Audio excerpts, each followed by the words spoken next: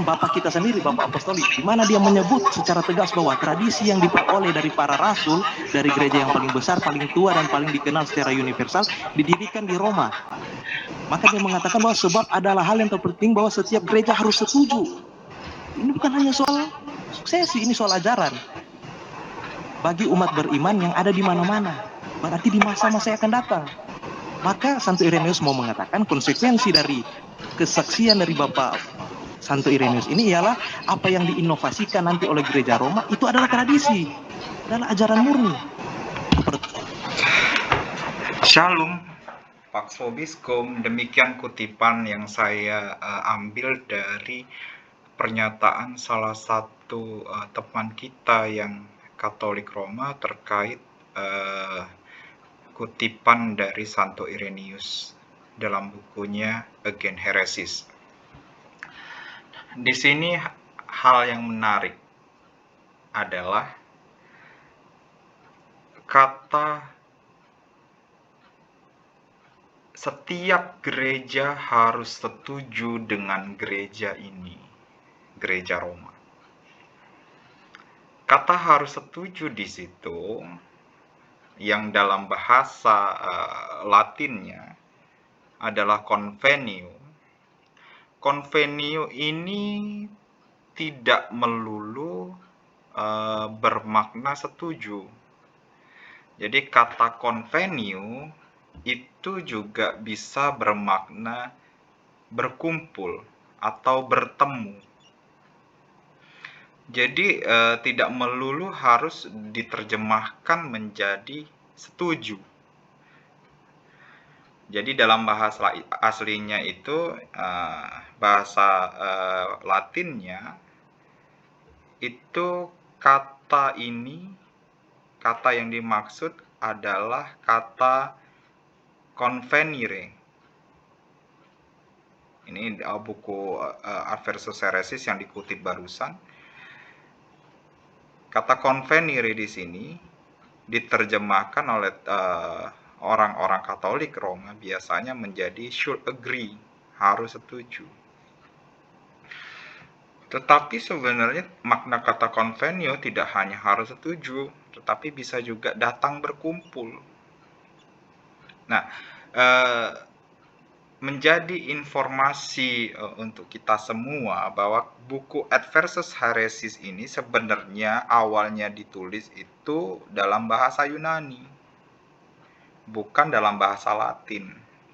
Namun kemudian teks bahasa Yunaninya itu tidak lagi ditemukan di masa kita yang sekarang, sehingga teks yang tertua dari tulisan Santo Irenaeus ini memang dalam bahasa Latin, sehingga rujukannya itu akhirnya semua terjemahan itu merujuk pada teks bahasa Latin.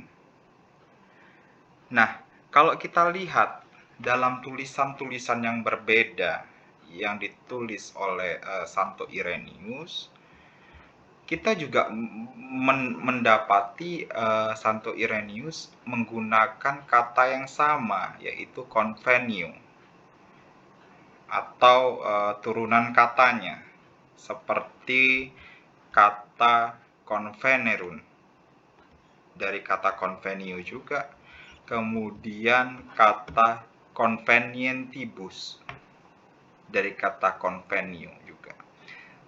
Tetapi penerjemahan yang sering dipakai untuk kata convenio ini adalah datang berkumpul, being assembled, datang berkumpul. Dan menjadi hal yang memaksakan terjemahan ketika dibawa kepada teks yang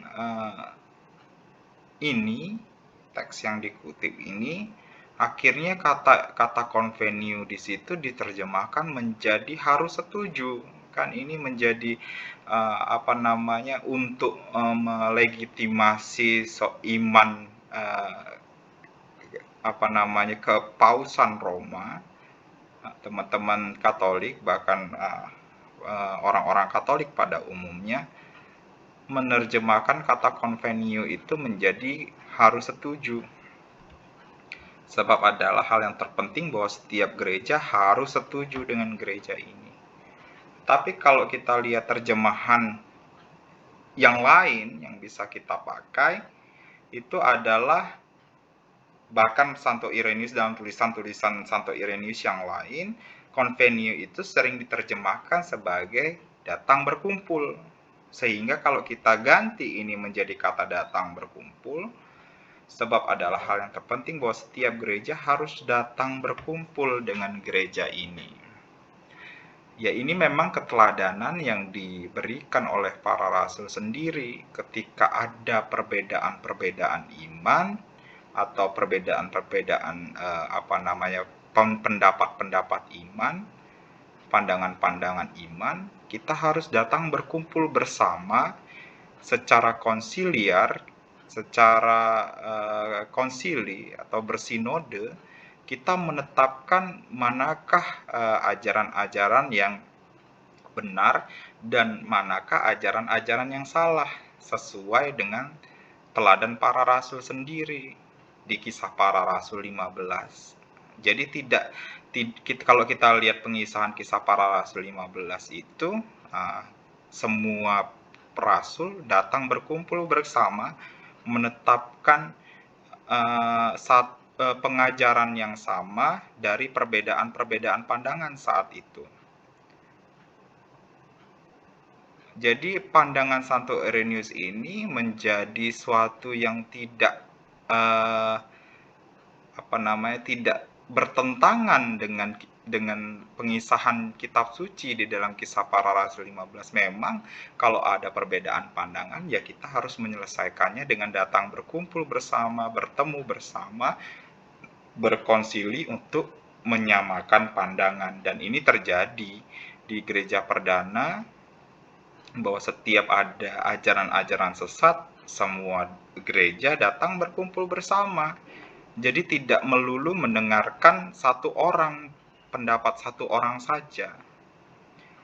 Nah, ini juga bisa kita lihat sebenarnya bahwa penerjemahan yang seperti ini, bahwa gereja harus setuju dengan gereja Roma ini tidak relevan dengan apa yang berlaku di dalam gereja perdana. Bahkan terjemahan yang seperti ini ditentang oleh bapak gereja yang lainnya dalam gereja perdana, bahwa seluruh gereja harus setuju dengan gereja Roma. Kita lihat pandangan salah satu bapak gereja perdana, dan ini bapak gereja Latin ya, bukan gereja Timur. Saya ingin merujukkan pandangan kita ke tulisan dari Santo Agustinus, Letter of Saint Augustine. Ini dari ensiklopedia Gereja Katolik ya, newadvent.org. Dalam tulisannya, Santo Agustinus ini adalah bapak gereja Latin. Di suratnya yang ke-43 ditulis sekitar tahun 397 Masehi. Jadi ini masih dalam masa-masa gereja purba. Di dalam bukunya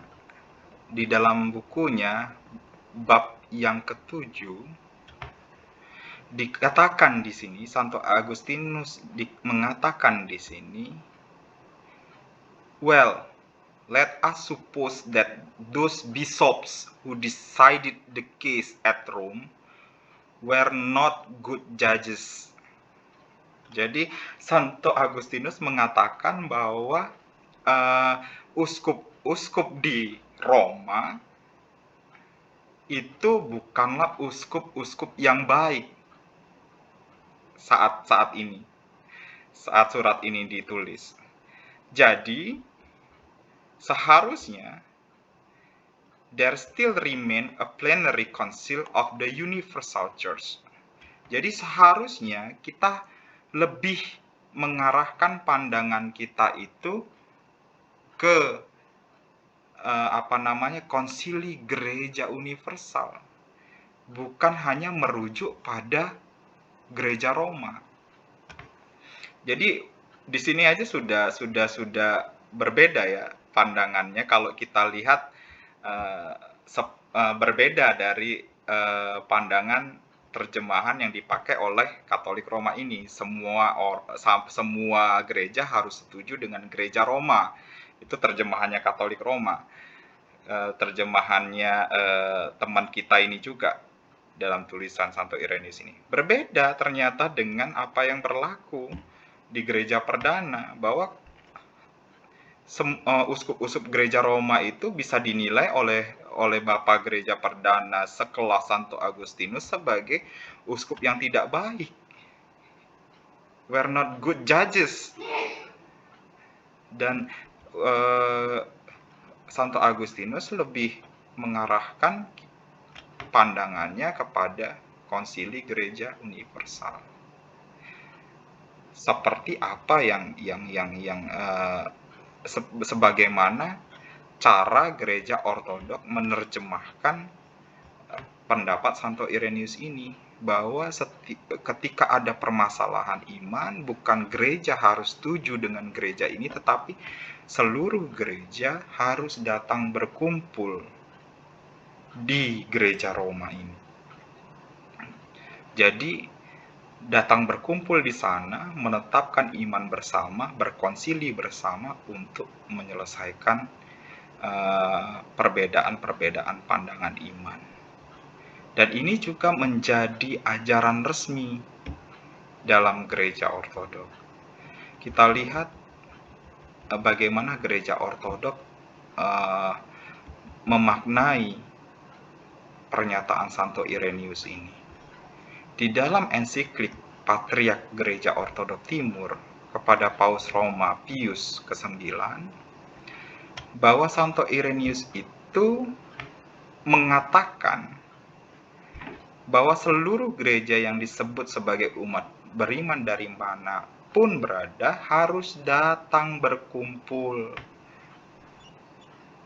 come together in that church, datang berkumpul ke gereja itu. Jadi bukan harus setuju, karena kalau harus setuju menjadi hal yang tidak sesuai. Bahkan uskup-uskup gereja Roma pernah dikatakan oleh Santo Agustinus sebagai hakim yang tidak baik. Begitu loh. Jadi itu mungkin jawaban kami terkait video yang mempermasalahkan iman gereja ortodok terkait supremasi Paus Roma, bahwa gereja ortodok tidak mengakui supremasi Paus Roma. Gereja ortodok juga punya ajaran-ajaran bapak-bapak gereja sebagai landasannya. Terima kasih, salam, salve, pax vobiscum.